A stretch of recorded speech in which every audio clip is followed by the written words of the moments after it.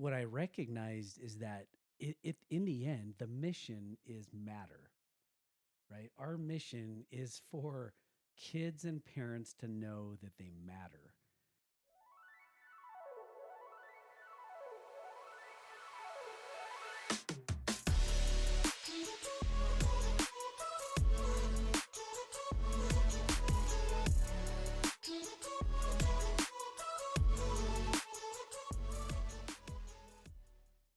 Hey guys, welcome back to the BrainStoke podcast, where you're going to get your daily dose. Today, Tom and I are together, and Tom is going to interview me.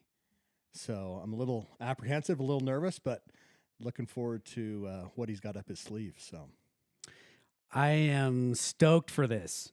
By the way, for our, listeners, the Stokers chiming in today, Jackson Telford is the managing producer of All Things Stoke. And so this is happening today, none of which is occurring because of Preston and I. So Jackson's friggin' awesome. And so we thank him.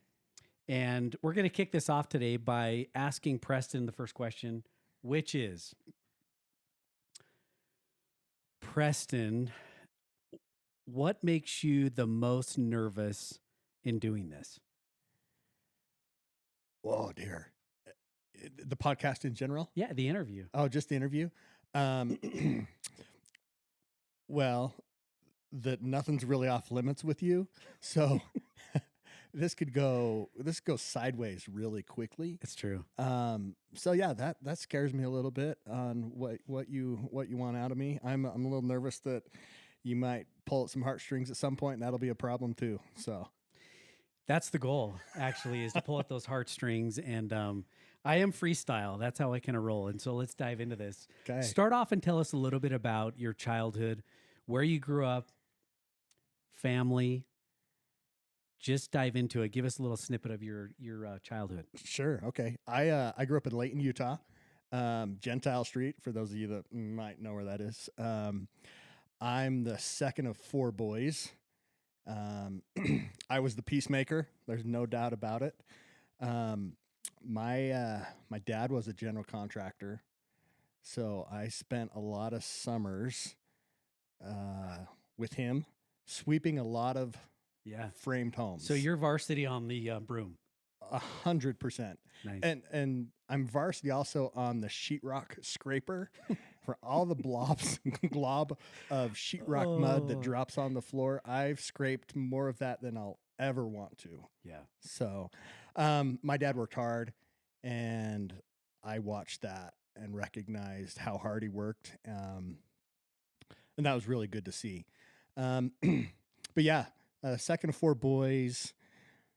We lived near Valley View Golf Course, so we worked there. I think I worked there 6 years. So I was a very average golfer, but we had a lot of fun at the golf course, making probably $3.25 an hour. I don't even really remember, but Big money. yeah, Big money. we rode our bikes actually up the street with golf clubs on our back, and that's just kind of how we spent our summers and a lot of after school hours.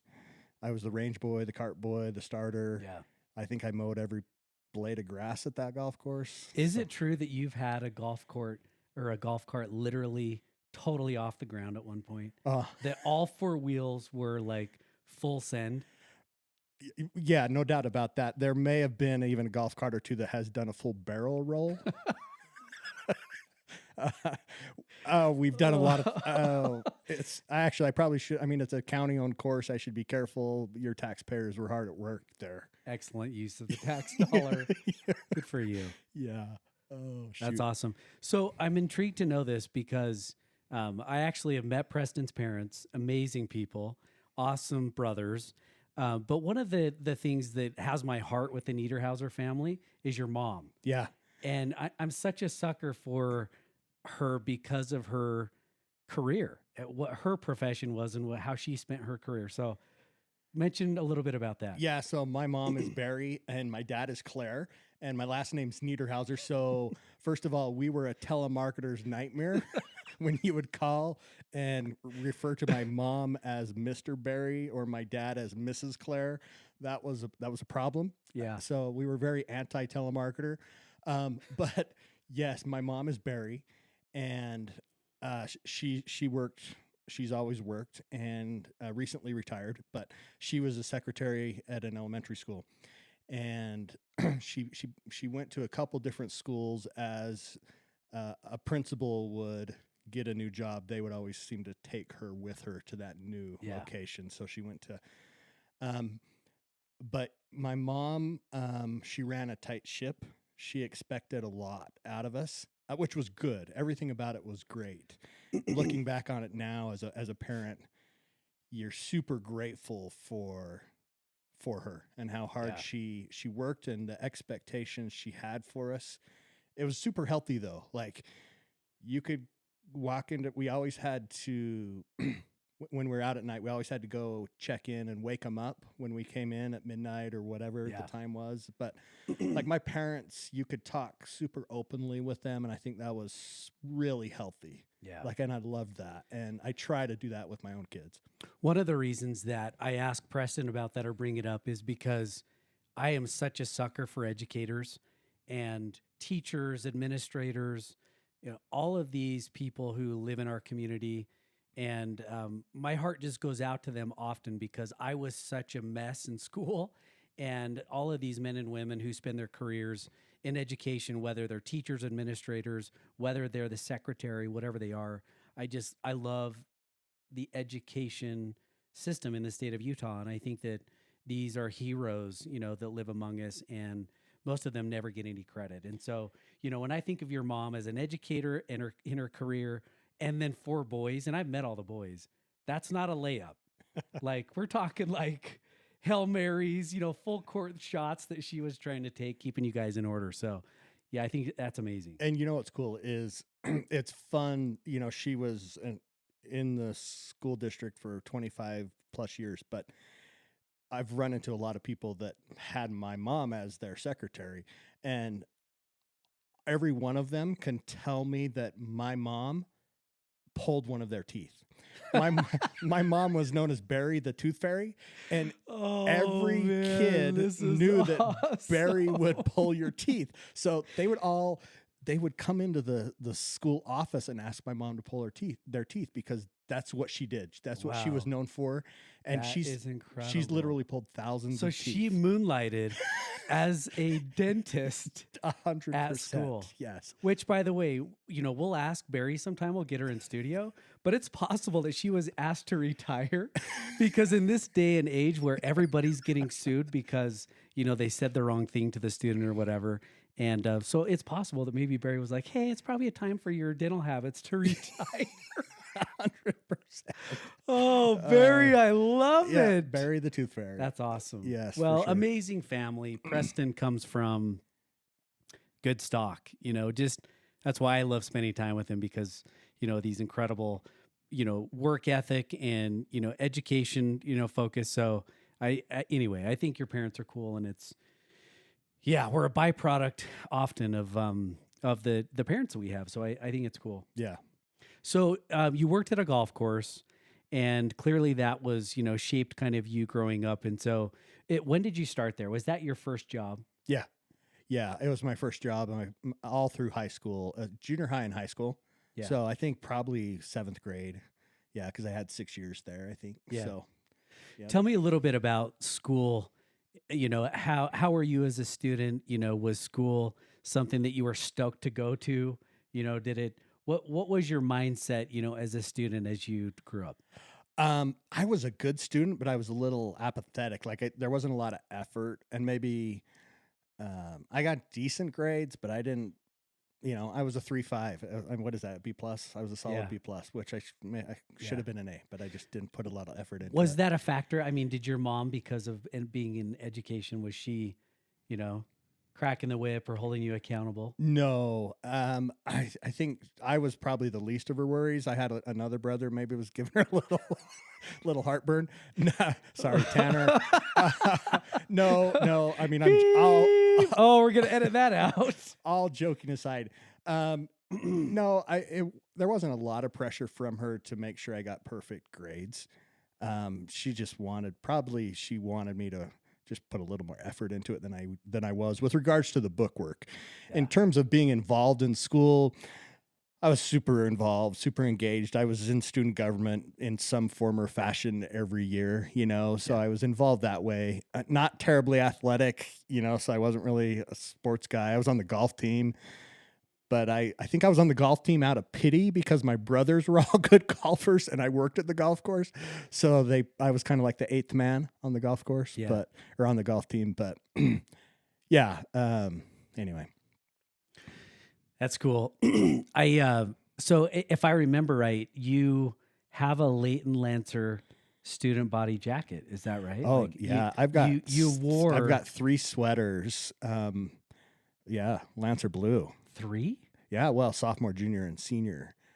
You were in class office 3 years ago. Oh, yeah. And I made the mistake of becoming a senior class officer. So now I'm responsible for the reunions, and that I should have known better. I shouldn't have gone senior class. That's a mistake. That's amazing. I actually did not know that you were a three-peater. Three-peater, yes. Class of 96. Impressive. Yep. So tell us an experience about being on student council. Like when you think back to those 3 years, being a man of the cloth, the L, he wore the L. Indeed. 3 years in a row, clearly. So by the way, do you have a tattoo like an L? I don't, but I should have the double L. The double L. Totally. Yeah. So no ink. No ink. None. Okay. No. Geez, what was, I'm trying to think of what was a good story. Okay. Did you abuse your power? That's what I'm getting at. Did you ever abuse the power of the jacket? 100%. Okay, here we go. So now we're talking. Now we're going to get us all in a little bit of trouble. And Mason, my older brother, student body office president, I'm sorry, but he's going to get outed. He graduated, and I was just coming in the next year. Okay. And he handed me a ring of keys that opened every. Oh, sorry. So you Mr. were Cook. You were a key holder. I was a key holder. I had a key to every door in that school. In this state, that means a lot. So, needless to say, I could go where I wanted in that school. Okay. And best door you ever unlocked. Well, I'm a little nervous. I'm not sure where those keys are. I'm dodging your question a little bit. Where did I put those keys is the real question. I don't know. Did those keys ever go back to someone? That's what as an adult authoritative no, figure. So they were passed on. I think I passed them, but I'm trying to figure out who I would have given them to.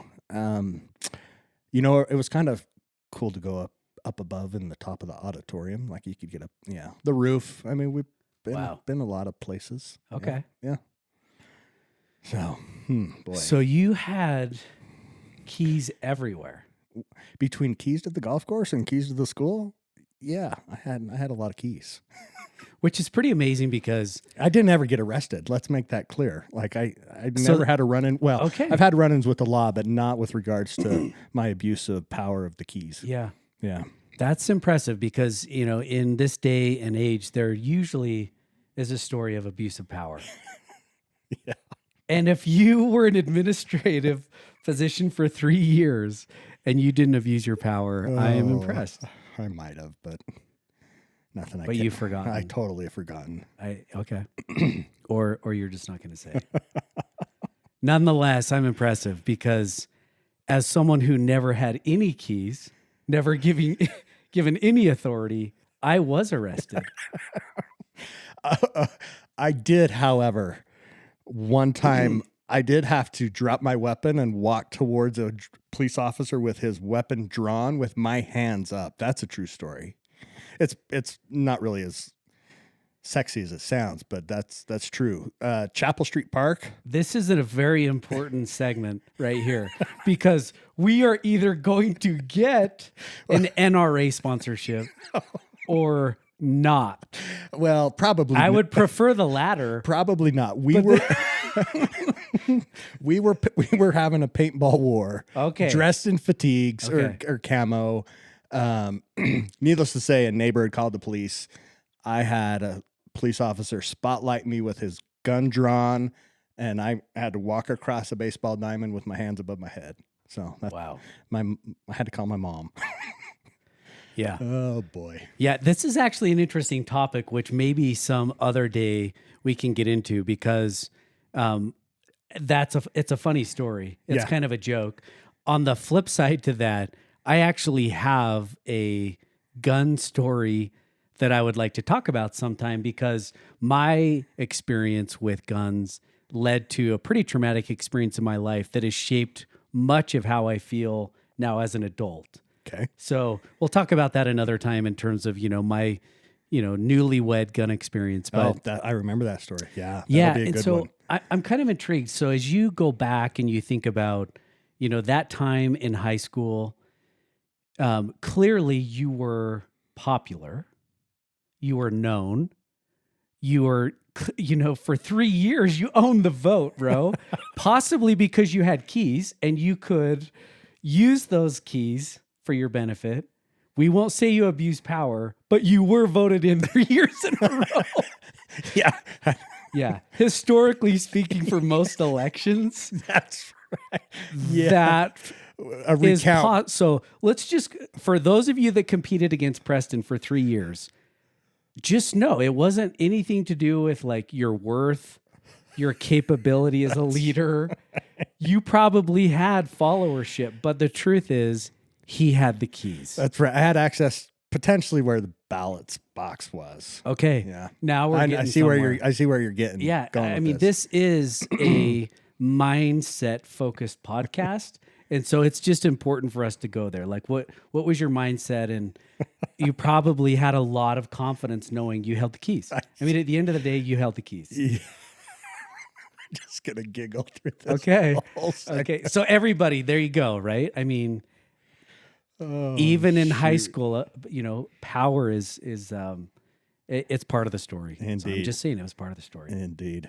So, but if you go back and you think through the 3 years on a serious note, what gave you the confidence, one, to run as a class officer, and two, to keep doing it for 3 years?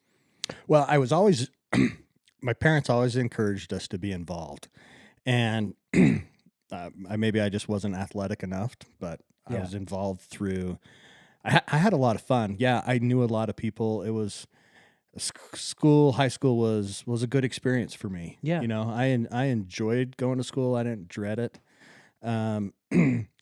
So yeah, everything about it was good. It was fun to laugh and see my friends, and I always looked forward to that. And I'm probably a little bit like my dad in terms of got a little FOMO. I like to be involved. I like to Yeah. be around people and do fun, good things. So that was probably part of that. But Yeah. but definitely mom and dad encouraged us to be involved somehow. And So, in my head, there was a time when I was in school, and in my perception of class officers was, well, they're super popular and they're liked. And that's, what kind of allowed them to be in that position that they were. Not that that's not true, but one of the things that I, looking back, recognized is that when you're voted into office, there's a lot of people who are voting on who goes. And so, knowing Preston the way that I do, knowing you the way that I do, I say that to our, to our stokers who are chiming in, but knowing you're one of the most kind people that I interact with. And if it makes sense, Preston plays well with everybody. Like your sandbox is everywhere. Whereas, other people, their sandbox or where they may play, their circle may be smaller. And so how did you do that, as a teenager? How did you approach all of your peers? You've brought up athletes, but, athletes are a segment of the population, in school. And so how did you do that growing up? How did you play in all sandboxes? Well, let's just clarify: jack of all trades, but really master of none. Okay, let's make sure we all understand that. okay. No, but I liked people. I liked being around everybody. Yeah. I will say that I was voted in 9th grade best personality, and I kind of was proud of that. I was like, sweet, you know. Yeah. But I like people. I like, and regardless of who they were, I think everyone has a lot of value, and so it was just fun to be around a lot Yeah. of different people. So I think I did know a lot of people. I hope I didn't. That was in 9th grade? in 9th grade. What Best personality? Yeah, believe it or not. So that was pre-key holding. Pre-key holding. Okay, absolutely. so pre-power. Pre-power. So that was legit. I mean, at least that was like, there was was some- no asterisk during that election. I can't. There may have been some abuses of power in junior high as well. But no, I was just involved always through junior high and high So school. for you, the people thing, one, it was who you were. You enjoyed being around people, and that did it come natural to you, or do you feel like that you worked at that? Like no, I think it came pretty natural, thankfully. Yeah.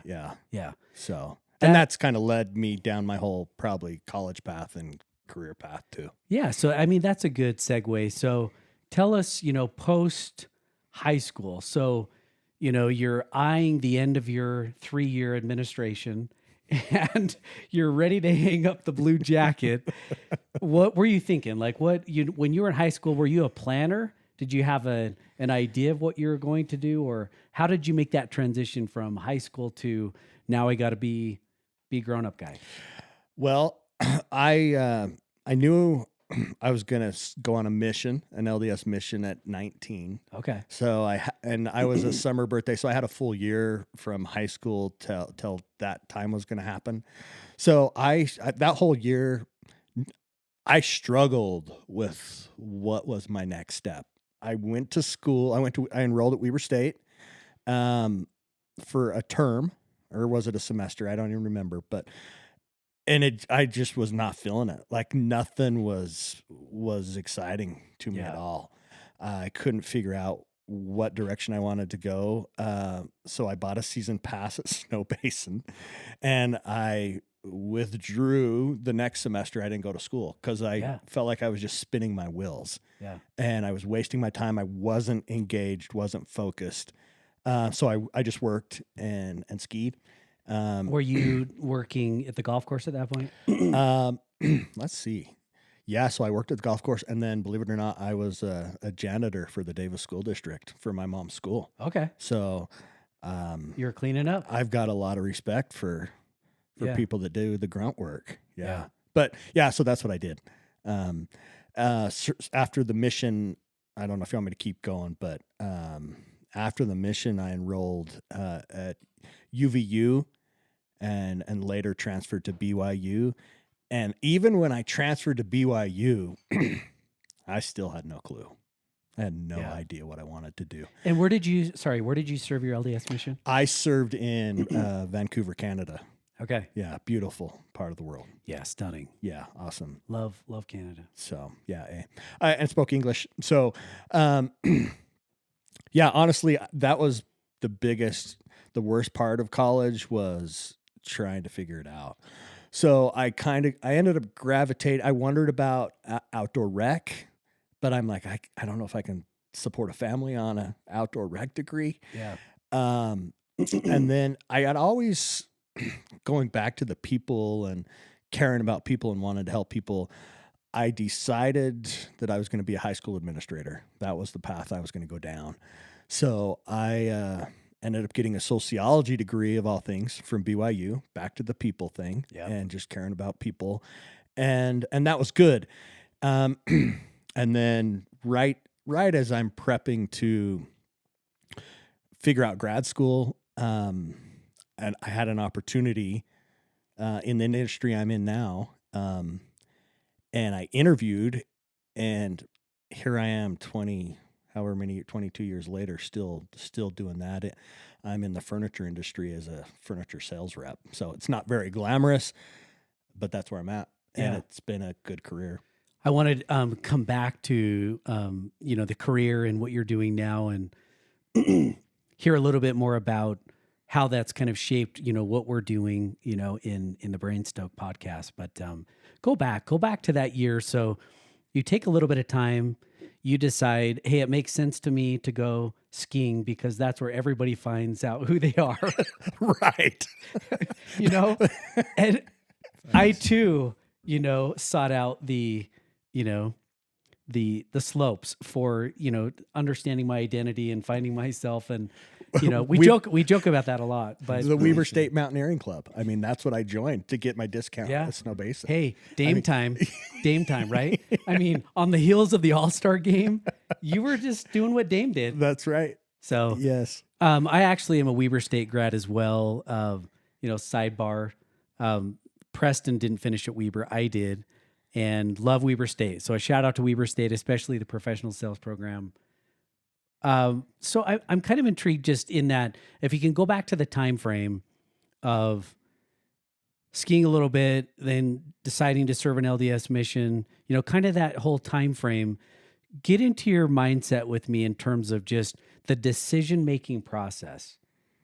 So at that stage of your life, you've mentioned it a couple times already. You've said, I didn't really know what I was going to do with my life, but you kept making decisions. Yeah. So even though you were trying to figure it out, you kept making decisions. So why that? Why that, decision-making process? The decision to serve a mission wasn't really a tough one. And I don't know if I ever really said, I'm serving a mission. It was just almost like it was what I just knew I had to do. Like it was just the next step. Yeah. And I think a lot of LDS young men kind of feel that, whether they embrace it or not, I don't know. But I wasn't resistant to going on a mission. I just knew it was what I needed to do. Yeah. And I figured it was going to probably benefit me in a lot of ways in the long run. So I just made the decision and did it. Yeah. What maybe wasn't a ton of thought put into it, or preparation for that matter. I learned a lot, especially in those first couple months, which we've joked about in the past. But as far as where to go to college when I came home, my brother was at BYU. He had a roommate leaving. He had a room available. So, okay, I guess I'll go to Utah County. It was just kind of like I was almost just going with the flow a little bit. Jumped into UVU and got into I got into a cool little program, and I can't imagine it still exists, but it was this student leadership program that they were kind of just creating. It was almost like a beta test. And as a freshman, they didn't really want me in it because we were supposed to help other college kids succeed and be successful. But needless to say, they embraced me, and I started training, believe it or not, as a freshman, training other college kids how to succeed in college. Wow. And I knew it was my first week of college, and I'm starting this program teaching other kids. Anyway, I just the blind leading the blind. Totally. I embraced it. I actually can see it because after, to be frank, you were a leader of students for years. So in a lot of ways that makes sense that you that was in your wheelhouse. Yeah, I was comfortable to get in front of a group and teach and explain, and I could prepare and prep, and teach it the next day or whatever. Yeah. So I really enjoyed that part of it. So even for a minute, I wondered about organizational behavior and if that was the route I wanted to go, because that was such a good experience. And I had a great organizational behavior class at UVU that I really liked. I wish I could remember the instructor's name right now, but so anyway, that's kind of, I got my associates there and then transferred to BYU and ultimately got the sociology degree from BYU. So when you think about just that time frame, I often will reflect back at the decisions that I was making from 18, 19, 20, 21 years old. And as I think back, I often have this friction internally in me. And, I wonder why was that a stressful time? Why was it kind of filled with anxiety for me? And when I think about it, it was that there was pressure on me as a young man that ultimately for me to become a man who's responsible, get a job, education, have a family, there was pressure and stress, especially during that time frame for me, of expectations. So there was, kind of what everybody was doing, and then there was, but my expectations. Yeah. So what were the expectations maybe that culturally or around you, or maybe that you even placed on yourself, but what was your perception of how the expectations of that time of life felt? Boy. Was it easy? College, I got married in the middle of all that, and I worked full time all through college, and because I had to pay for school. Yeah. But the fear I had, and it still lingers today, is I just knew. I always told myself, you don't want a commission sales job. You don't want to get paid on commission. Sure. Okay. Because I had this fear. I wanted just some comfort, financial comfort. I think my dad was self-employed as a contractor, and his income ebbed and flowed with the economy. And we witnessed that. And he had good years, and I think he had some years that he struggled maybe. And I felt that a little bit growing up. So I knew I didn't want to feel that ever. I didn't really want to have that wasn't a positive feeling. No, just necessarily. I didn't like seeing my parents just being concerned about finances. Yeah. So that has always been in the back of my head. It's still in the back of my head now. Yeah.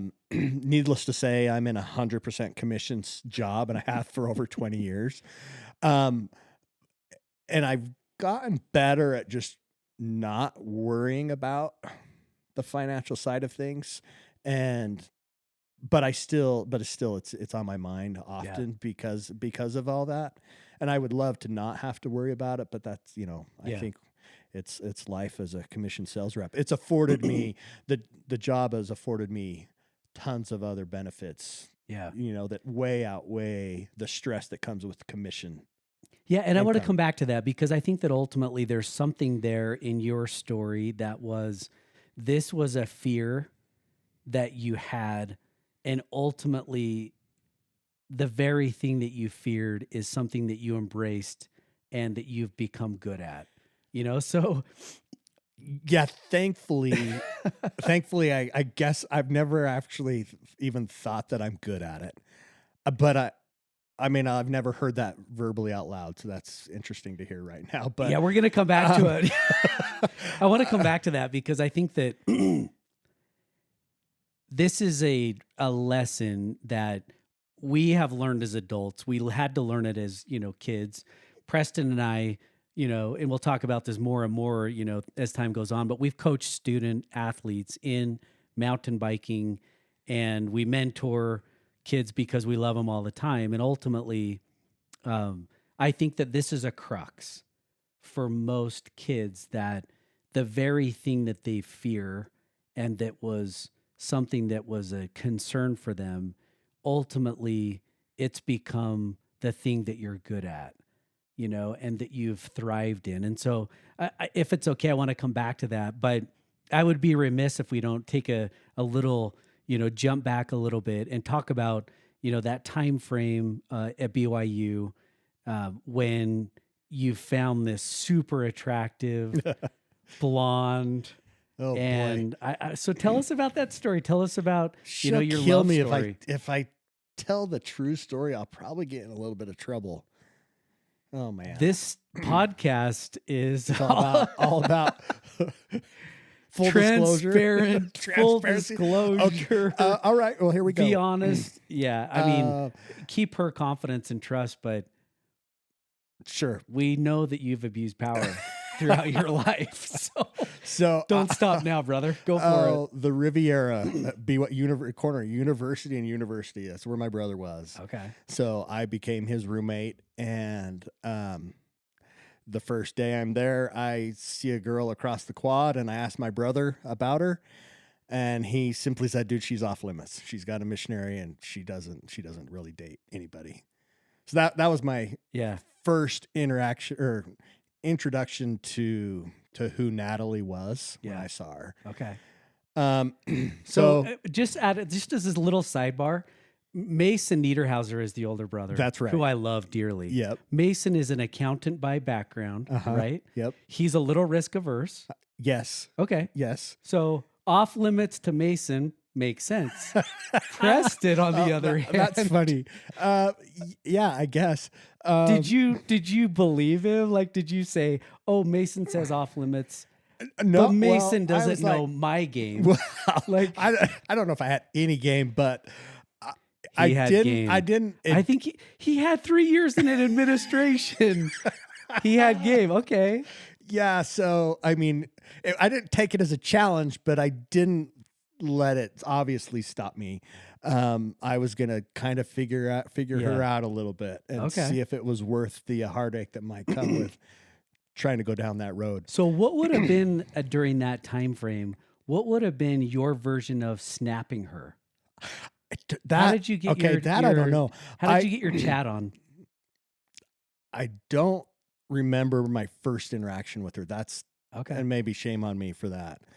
Yeah, I shame on remember you. my first date is it was I think there was a meteor shower Okay. that was so we went up to a park with some other couples Okay. and just watched this meteor shower right up Provo Canyon Via blanket on the grass? via blanket on the grass. Yeah. Yep. So that was the first date. And then Okay. once we started dating, then it became, well, we started to spend a lot of time together, and we avoided the missionary for a minute, but then she brought it up. So Natalie, at the time, she obviously BYU. Sometimes I think that everybody at BYU is LDS, but was she LDS? Yes. Sorry. Okay. So yeah, Natalie was LDS. Okay. She had dated this guy all through high school. Okay. Sent him on a mission. She had gone to college. She'd gone to Jerusalem. She had been back to college. She had, Yeah. and But Natalie grew up in Salt Lake. she did. Yeah. Okay. So at what point during the dating process did you have to break the ice over the fact that you lived north of the refineries? Yeah. They don't know where they're not familiar with Davis County. Right. Anyone that lives in Yeah. Salt Lake County I mean, or Utah County, You're like, Southern Idaho. you're on the moon. Yeah, You might as well totally. be on the moon. Okay. She doesn't recall ever coming into Davis County before she met me. Not even Lagoon? We're talking, okay, Did surely her she had been schools to go to Lagoon? Surely she had been to Lagoon, but Tell she me the acted Twinkie delivered her to the Lagoon in 21 at some years. point during her school years. We always joke about that she didn't have a clue Okay. Davis County existed. This is pretty amazing because not a lot of Southern Idaho / Davis County, Northern Utah kids play well with Right? Salt Lake girls. I mean, just saying that's kind of a big deal. Yeah. This probably 3 years in the jacket, bro. It says a lot. It paid off. It helped. Do you remember the date when you actually told her, like, "Hey, I won 3 years in a row"? I don't remember that. But it was early. Yeah, sure. Photo album. Yep. Yeah, Sophomore. check out that jacket. Junior. Oh, Senior. Yeah. yeah. Yeah. By the way, very few teams at Layton High three-peated in anything. Three-peated. All 3 years, state champs. Oh, dang it. Wow, what a time. Okay, so you started dating, meteor shower, stars are ablaze in the sky. And was there a twinkle in the eye that night? Did you kind of know that night, like, hey, there's something to this? No, we had fun for sure. We had fun. It was good. Not long thereafter, she approached me and was like, "Hey, I know I've got a missionary. You obviously know I've got a missionary, but I need to figure this out, and I Yeah. would like to keep doing this. Yeah. So then I was like, okay, this is gonna hurt. Yeah. This might hurt. Yeah. But yeah, we embraced it, and yeah, So it wasn't easy. There was some challenging. interpersonal risk there, right? Like, even though there was a relationship going on, both of you were like, hey, let's pursue this. Yeah. And despite the obstacles. And she brought it up first. So yeah, that kind of was my green light to be like, okay, yeah, I'm digging this too, and now I can get a little more comfortable here. And that's cool. let's see how this goes. At some point, I would love to ask Natalie if she felt like there was a political career in your future, because again, I know very few three-peaters in the jacket. So Oh, I just, shoot. we'll ask her that at some point. If she was like, hey, power guy, like a lot, like he's on the fast track to the Young Republicans Club or something. I don't think I could ever have done political work, because you can't get anything. You can't accomplish a freaking thing. And that's so frustrating to me. Conversation for another day. Totally. I'm sorry. We for sure should have Governor Cox in super soon. Yeah. Who actually do think he's getting a lot done. He's doing better than what I envisioned most could do. So you fall in love, you get married. Yep. There are a number of stories that I would love to share on there, but I think that there are a few that need to be, held secretive / sacred, among family members. But as you fast forward, tell us a little, experience of getting married and what that felt like, as you started off as now a young married man. How did that feel? Obviously, you're in love at that point, but now there's the reality, right, that sets in of like, oh, now I got to go be adult. Yeah, I wanted to get out of college. I wanted to graduate from BYU as quick as possible at that point. And why was that? Well, I was done with this. There was no social scene for me anymore, and that sounds bad, but it was just we were both trying to figure out how to make it work. Yeah. We were both working full time. We were living in a little apartment, and then ultimately we moved in with her grandfather in Orem for a little bit. But we were just trying to make it work, and we were ready to move on and start life. And so yeah, we were just hustling, working hard. We were working a lot of hours, but we were making it work. We were totally, financially just scrambling and hustling like any young married couple, I guess. So, it's as I think about that, it kind of sparks my mind of going back to those years. So it sounds like you were raised in a family and in a situation where when you were married and, you were truly on your own. For sure. Meaning no one's writing checks. No, I mean, parents aren't handing out a credit card that you're going to, run your lives on as a newlywed. I think my parents, my mom, I think she gave me like $500 to help me buy the ring. Yeah. That I paid my mom back on. Yeah. But that was the only dollar I think my parents, they helped me with a car initially when I came home from a mission.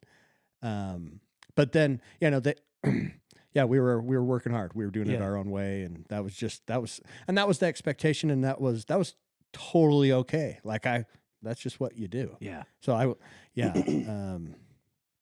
it totally worked though. It was so good. It was so good to do it on our own.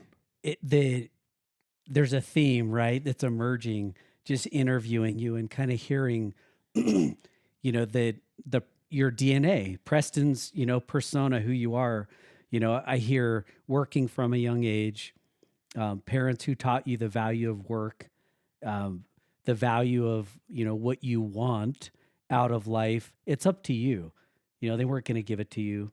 And so that is emerging, right, in terms of just, doing the hard thing and the grit, was ultimately, it was yours to own, and to deal with and be accountable to. So, yep, for sure. Fast forward a little bit. By the way, what was the car? What was the first car?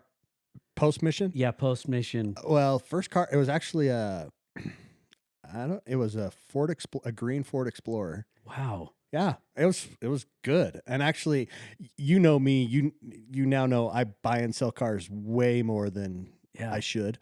So I didn't hang on to it long enough. I should have. I actually was Yeah. thinking about this the other day. I should have hung onto that car a lot longer than I did. Yeah. I'm impressed So that yeah, you had an SUV. yeah, yeah. I was big time actually You were big to time. have a Ford Explorer. You were big time. It was, yeah, I was legit. That would, yeah, plenty of space for car seats. Oh, Which I want to hear about at some point. But so let's dive into now kind of adult years and what's going on. And as long as I've known you, your persona to me is skier. Like you love POW, yeah, you love the powdery white substance, and I clearly see a passion in you to get your dose of POW. yeah. That's part of you. And so um, talk a little bit about that, not maybe all of your growing up years, but clearly, chasing POW has survived into your adulthood. So talk about that a little bit in terms of your persona, in skiing. Yeah. Okay. Um, I my parents went on a vacation when I was really little to the Caribbean, and the husband and wife that babysat me took me to Mason and I to Powder Mountain, and I was left on the rope tow to figure it out while this guy that was babysitting us, Mason, and he went and taught Mason how to ski, and I remember being on the rope tow alone. And I figured out how to ski, kind of. I could get down the hill. That was my first experience. Then, fast forward a couple of years, we had a season pass at Snowbird, and we skied with our cousins for a couple of years every Saturday. Yeah. So it was instilled in me young. And then, in high school, you had the freedom to drive to Snow Basin or to Powder Mountain, and we did that a lot, every Saturday. And then night skiing at Powder Mountain with Central Davis Junior High Ski Day. Everyone, I assume most schools did that. So yeah, I always chased it every Saturday through winter, all through high school. I was trying to ski. It was the biggest purchase I made post mission was a season pass at Sundance. Like I was gonna figure out how to At 21, I had out of your to buy own that pocket. $400 season pass because I was Yeah. gonna ski as often as I could. So, I mean, Sorry, Natalie, Sorry. your ring was the size of a crumb. correct. Preston needed my a season my pass. season pass was equal or whatever to your diamond ring. I love it. Anyway, so yeah, I've just it's always Yeah. been there. So So just what always was the sensation? Because I literally can go back to the day that I learned to ride a bike and I learned to ski. And both of them had the same sensation for me of exhilaration. This is independence. This is freedom.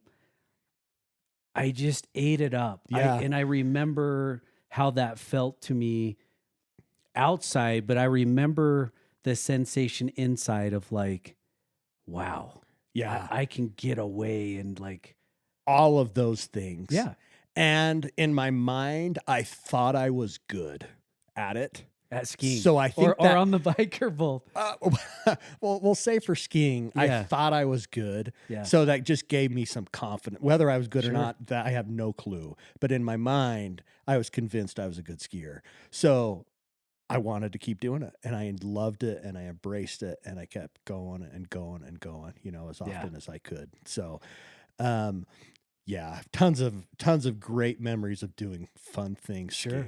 Skiing, Was there, as you think back and look back, was there fear involved in it? Like, were you scared doing I the don't- activities that we now love? By the way, Preston and I spent a lot of time on bikes and skis, and so, it's in us. But I'm intrigued to know, like, what did you feel fear at a young age doing those things? No, I didn't. Now, maybe if I stood on top of a cliff, I would feel fear doing it. But as a whole, maybe I was really naive, and some experiences later in life have changed how I feel about skiing and things. But at the time, zero fear. I'm sure zero fear about it. I love to go fast. Love to do all of it. Yeah.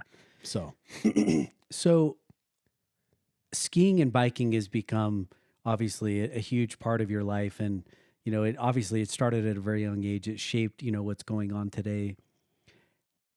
How have you continued to kind of lean on those things as an adult and the way that you live today? Because it seems like interacting with you that it's not just, hey, it would be cool to do these activities, that biking and skiing has literally become a way that you cope, that you kind of Totally. live and get through life. 100%.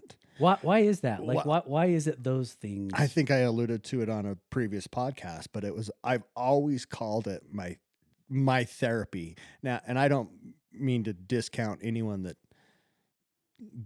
deals with goes to therapists Sure. or whatever, but I just called it my therapy. It was a place I felt comfortable, happy. I didn't really think about any of the daily stresses of life. So I've figured out how to do that as often as I can, because it feels so good to do it. Yeah. And it's always been rewarding. So, that's probably why, So I want to dive into that a little bit further, maybe as we wind down here. But before we get into the therapeutic side of physical activity and the mental benefits of that, and how that's kind of led you, to certain things, briefly just comment. And Preston and I feel the same way about saying too much about our families and our personal lives on here. But you're an awesome dad. You're I love your kids. I feel about them like I do my own children. So just make a few comments about your kids and ages, and yeah. So I that have, you're a family guy. yeah, I mean, everything about, the sports that I've been involved I've tried to teach my kids to do too. So I have an 18-year-old son, Mitt, and he is all things skiing and biking. I have a 16-year-old son named Major, and he is a joy to be around. Like, he's just fun to be around, and he loves to ski and to talk about no fear. He currently has zero fear, and I don't know what has happened, but it's remarkable to watch him huck himself off of things that I've never hucked off of, and it's crazy. And then I have a daughter, Emery, who's 13, and yeah, I mean, I love my kids, and I love uh, taking them with me, whether Yeah. it's on a ski day, a touring day, a bike ride, whatever the case is. Yeah. That's where I get a lot of joy, is watching them embrace something that I love, Yeah. and seeing when they love it too. Then it's like, oh, we figured life out, Yeah. because they love what I love. Yeah. You know. So I set you up a little bit on purpose. I hope Sure. that's okay. Yeah. So I'm going to take you back. So Preston is a family man, and he loves his kids. Family is a critical, important thing to him. I want to take you back, if that's okay. Okay. I want to take you back to that day that you were skiing with some friends and a brother, and you were caught, carried, and buried in an avalanche. And I set you up with family, and then I want to take you back to this because I think that when you put into perspective of family and where you are now, I want you to go back to that day that you were in an avalanche, in that traumatic day, and how that, you know, positioned your life at that time, and how you kind of frame trauma in the same life of a family that you love so much, and how does it put it into perspective. So if that's okay, take a couple minutes and describe that day and what went on, Sure. and then the life lessons that came from that, relative to now being a husband and a father later. Yeah. January 1st, 2005 was the day. So, first day of the year. My son, Mitt, was 9 months old. So I was a new father, self-employed, with no life insurance. Yeah. Um, it was a beautiful bluebird day. They had received 18 inches. Well, they received roughly 12 inches of new snow on the snow stake. Um, we went to Snow Basin. I was with my little brother and a handful of friends. Let's see, there were five of us total, I guess. Um, yeah, so we rode the John Paul lift. We hiked to the top of. We rode the tram.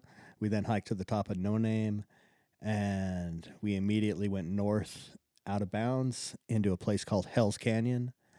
We all took a dozen turns or so. Then we stopped in a grove of trees that I now know is called Picasso. Is an area called Picasso in Hell's Canyon, and I was the fifth guy to finish those dozen turns. And as I skied into the group and I stopped, as soon as I stopped, a fracture happened right behind me.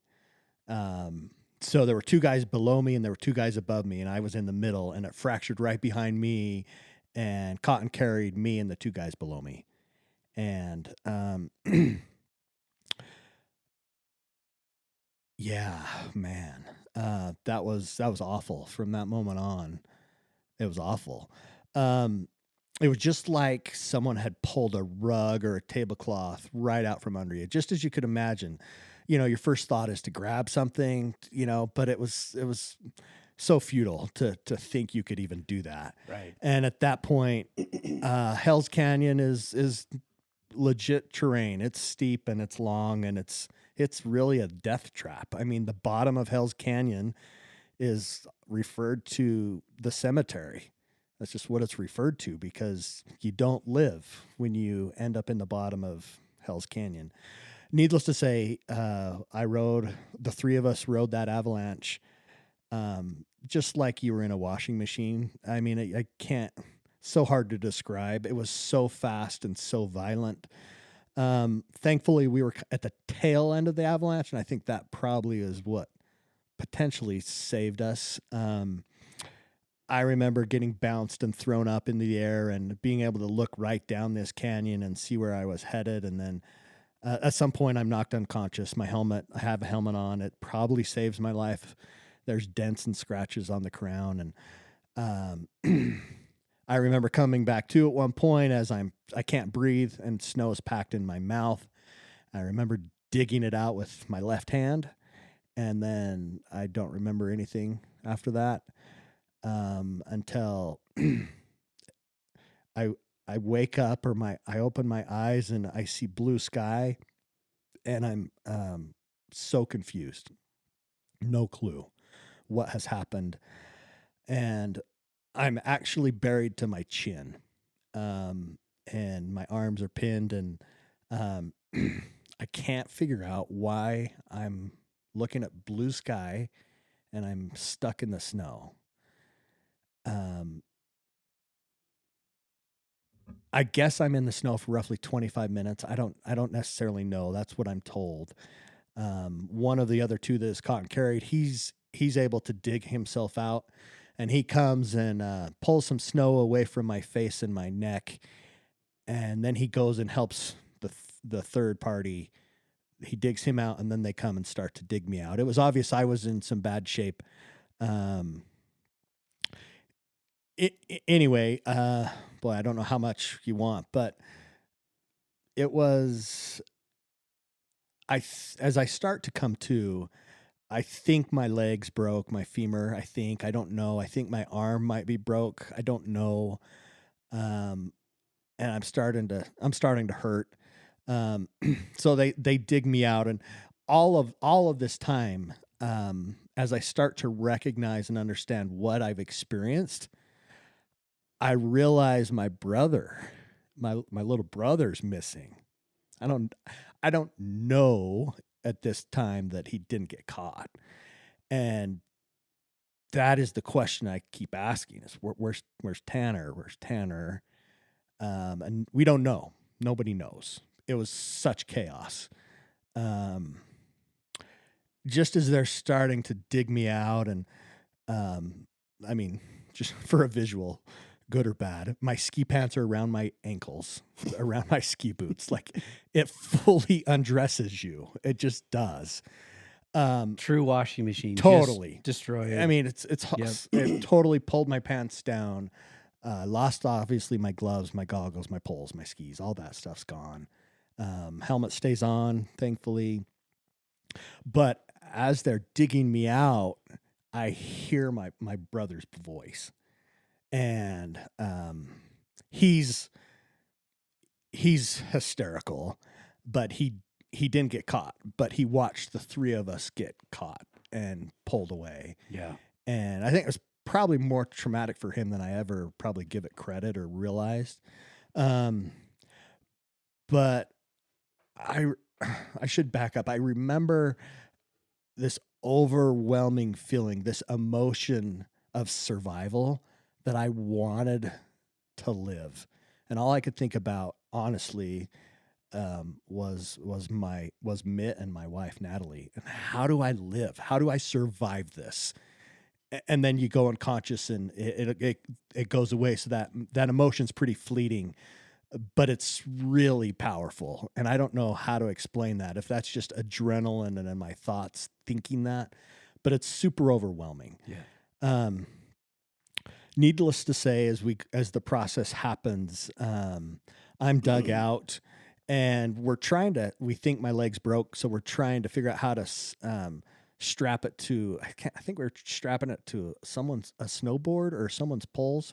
But as we're doing that, Hell's Canyon, we fractured what we would consider the north face of it.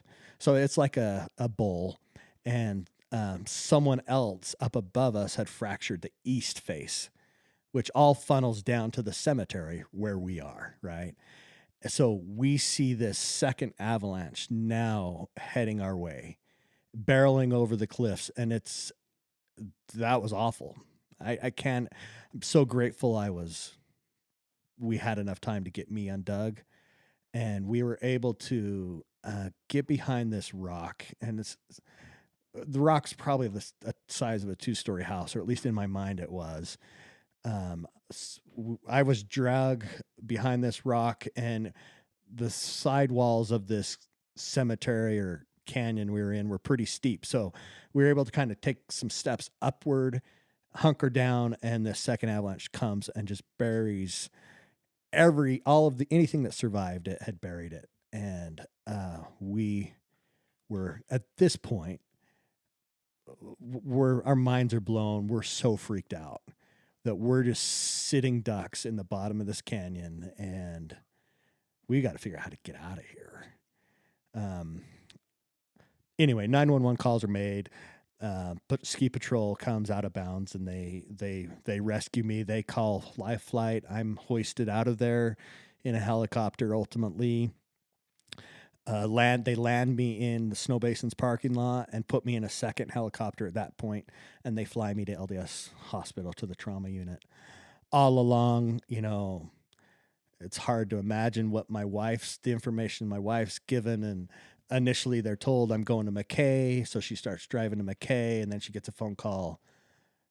His injuries are worse. He's gone to LDS Hospital, so she turns around, and in her mind, all these things are bad signs, and she's greeted by a social worker at the hospital, so she's convinced I'm not going to survive. And anyway, yeah, she comes into the emergency room, I remember, and I just asked her not to be mad at me, and I apologized, but I'm okay. And that was that. It was quite an experience, and I'm giving you the Cliff Notes version, but that has changed me in so many ways in terms of first of all, how I ski and how I operate in the mountains. And this, I'm very gun shy. I have a tough time being comfortable, even in the most obvious places where I should be comfortable. I'm not. So I'm fine with turning around, walking away, being that guy in the group, but Yeah. I am that guy, and it's only because the emotions and the feelings I have are so real and so powerful, and I can't overcome them. Like, I'm not comfortable in a lot of scenarios where most people are very comfortable. Yeah. And so it's messed me up. I guess good or bad, I don't know. It just has really, it's fouled me up. And I deal with, I deal with that, and I haven't really figured out how to conquer it. Yeah. One of the ways I'm trying to overcome it is, I'm now a ski patroller. Um, and I've been a ski patroller now for 9 years at Snow Basin. Um, and there's a lot of parts of that that are really rewarding and really probably therapeutic for me. Yeah. But even in some of those scenarios, maybe I would be a liability. And when I know I'm a liability, I back away, and it's a job for somebody else. Yeah. And I'm comfortable. I've reached a point where I have no shame in pulling the plug on certain choices and decisions. But as a father, I mean, I'm probably overly protective now, or maybe more than you would be. I don't know. My kids are not allowed out of bounds at all. Unless I'm with them and we're prepared with all the correct equipment and those kinds of things. And I want them to understand and respect it, but sometimes I probably don't give them that opportunity because I'd rather just, there's another way. Simply just don't go and you're safe. Sure. You know what I mean? So, I mean, that's, that experience has been one of those defining moments in my life. And, Yeah. So if you don't mind me asking, because I'm intrigued to know now, I mean, a lot of people who go through a very traumatic experience like that, and it has become so powerful in their life, they just say, I'm out. I'm no longer a skier. yeah, Do you know? So, what is it about skiing that instead of just saying, I'm out, I'm softball guy, yeah, I'm no longer a ski guy. I see you being a ski patroller. I seeing you becoming certified and being a first responder. You volunteer at the fire, department, and you end up on calls that have incredibly tragic experiences for families. So, what is it about skiing that you've said, hey, I'm not going to flee. I'm just going to manage how I face it? yeah. Well, the rewarding parts of ski patrol are the people. It goes to me. There's a theme I'm discovering is that it goes back to the people, that I find a ton of joy in helping people. Yeah. And if I'm able to help people in an arena where I think I'm the expert, Yeah. whether if it's on a ski hill, I feel pretty confident and comfortable there for the most part. So that's kind of fun and rewarding to me. I'm lost my train of thought in terms of what the actual question was, what I'm trying to answer. No, what I'm um, getting at is, and ultimately, this episode of the podcast is all about the Stokers, the listeners, hearing a little bit about you and I, and what gives them the right to start a podcast talking about mental health or these kinds of things. And so, the day that you and I sat on our bikes, of course, because that's where all legit conversations take place. Correct. And we decided we were going to do this. In my head, I thought Preston is equipped to have this conversation with other people who come on the podcast because he has faced trauma, period. He hasn't fled trauma. He hasn't said, no way, no how. I'm just going to flee skiing or the things that bring me the most joy. He has said, I want to learn from it and still face it because I don't want to lose the things that bring me the most joy. Yeah. I definitely, I can relate and I can understand what some other people might be experiencing when it comes to some type of trauma, whether it's physical or otherwise. But um, yeah, as far as the fire department thing too, I mean that's been rewarding, to go on stressful situations. I try to help people. Yeah, has facing it though, as you've gone, has it put you back in situations that allowed you to exercise the demon, so to speak, Yeah. Okay. where you could kind of face, oh, I'm feeling that again. Like this is anxious. This is hard. Yes. I This mean, is scary. People lose their lives. And yet you're willing to go be in that moment and kind of, if it makes sense, you're literally willing to hold people's hands as they stay or leave the earth. yeah. And that is like, in my mind, you're a friggin' rock star in your ability to kind of sit in those moments uh, with other people. Yeah. There's something there. Yes. There's certain aspects of both of those, the ski patrol job, and I call it a job, but really, I mean, I'm a volunteer. I do it once a week, so Yeah. on the weekend, right? And likewise with the fire department, I'm a volunteer. I go if I'm available, you know. But there's certain parts of both of those roles or responsibilities that I don't handle very well still because of my own issues, my own trauma. And I still have to work through that. And some of my superiors know that I've got some issues, you know, and there's certain things that I might not be able to do because, but more of them are related to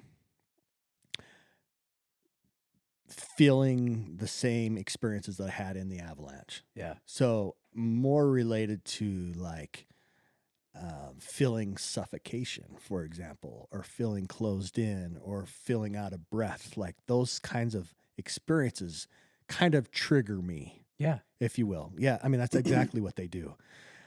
But in terms of being in the heat of the battle with a patient, I feel really comfortable. Like I feel like I'm in a good place and I feel very capable. Yeah.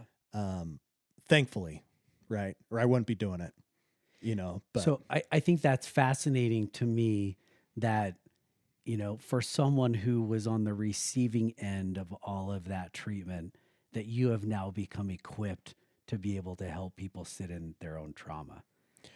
You know, and throughout this podcast, we're going to bring, you know, therapists on, and, you know, I'm married to a marriage and family therapist, and she literally that's her career, to sit with people in pain and trauma. And in a lot of ways, although you're exercising it while you're doing ski patrol or being a fire department, you know, volunteer or a parent, right. you have become proficient at sitting with people in it. Yeah. And you love it. I do seek it out a little bit. I know. I seek it out. I want to be that one to help them. Like I honestly do seek it out a little bit. Do you correlate it? I don't know though? why I shouldn't do that. I don't know. Maybe. Of course you should do I it. guess, but it's like it's the- selfish in a way because I enjoy it. I feel like I can help. I can provide some good insight, and I try to be sensitive and aware to what they're experiencing. So, Yeah. I mean, I don't want to be facetious, tongue in cheek right now with you, okay. but I just want to say something and ask you a question. Okay. So what you just described is helping people and being helpful. I thought you almost were going to say, I want to matter to other people. And so the reason I say that is because it's the most core instinct that you felt literally while you're in a washing machine. I think what I heard you say was, I wanted to live. Yeah. And the way that I interpret that personally is that I matter. I matter to my wife, to my baby, Yeah. I matter, and I'm going to fight through over 1,000 feet of getting pushed down a mountain by snow. I'm going to fight to live. And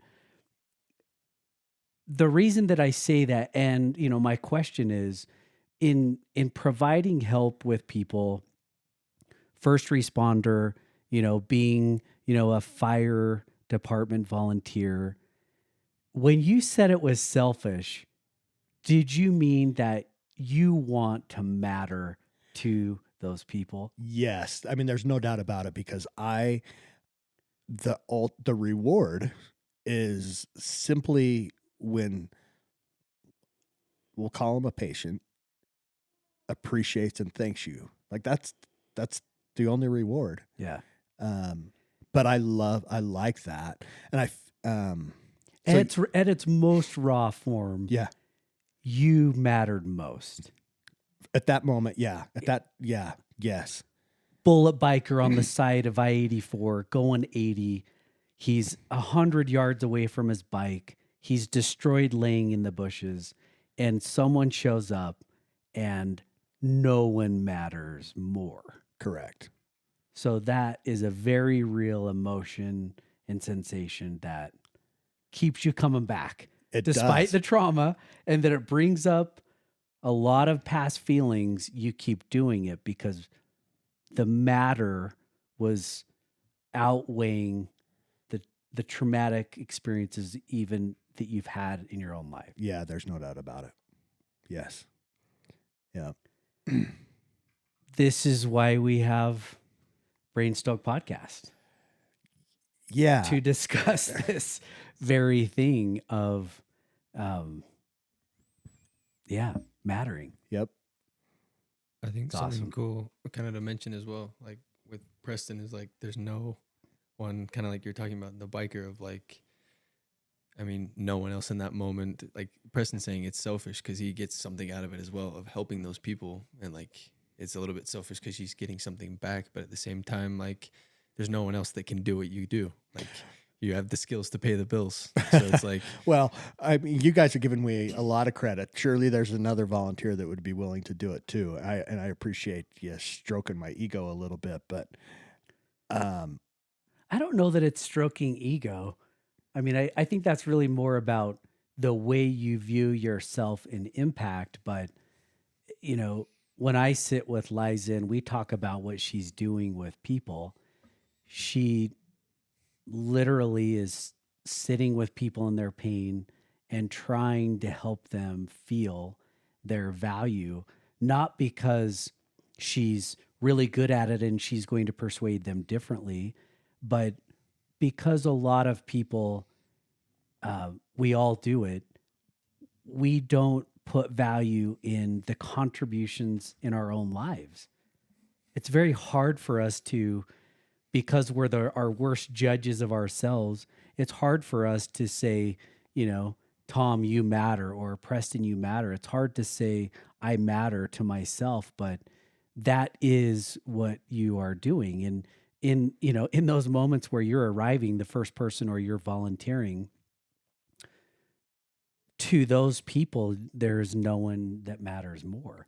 Yes, there are other people to do it, but in that moment, like your name was called, right? You're up. Yep. It's like, it's your time, to be that, to matter. And, I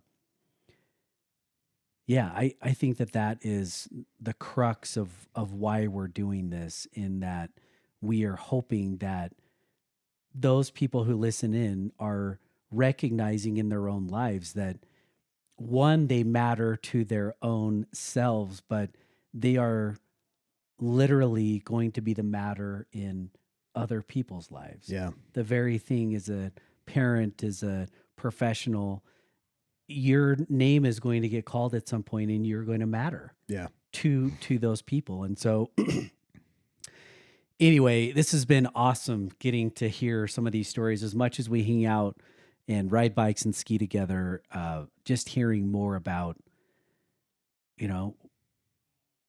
the mattering in your life and the things that you've gone through. And I love that you've gone through hard things, and that you're willing to say, and I'm not over them. I get triggered.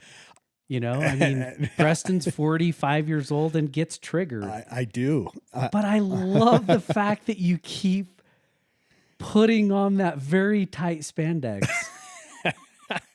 It is getting tighter and tighter. And that you will, you know, under the right conditions, that you will, you know, get out in the backcountry and you will enjoy the powder. And I think that says a lot about character, you know, when you are willing to still do the activities that matter to you. Yeah. Find a way to still do the activities that matter most in your life instead of just turning your back on them. And there's something about that, you know, and to be honest, that's why I like you as a friend and doing this is because, you know, years ago, Liza and I had this super funny conversation and she said, well, you only like to spend time with people who you respect. And I didn't necessarily know how to take that. She's right. I have a lot of blind spots, but I tend to want to spend time, and my love tends to be directly correlated with people that I respect. Yeah. And that's horrible. You should love people regardless. But there's some truth in that I really have, you know, an attraction to people who I respect. They're doing hard things. And you know, sounds, you know, funny, but I'm stoked to do this with you in particular because I respect you and I respect that you continue to face, you know, those tough things and you'll still do the things that matter to you regardless of the fact that they hurt you in the past. Yeah. Well, I really appreciate you saying that. And likewise, I mean, as we've talked about this project and what will it become? What does it look like? Maybe we don't really know what it's going to look like, but we're feeling some excitement and some passion towards talking to people and digging into some of these challenges and figuring out how they matter, you know? And so I'm really looking forward to it. I think this is going to be a great experience for us. I am too. Yeah, I'm stoked for this, you know, and I'm going to say stoked way too much for those that are listening in. It's truly who we are. You know, it's just part of, you know, the vernacular of how, you know, we choose to live life. And here we go. Yeah, let's do it. Let's do it. Yeah.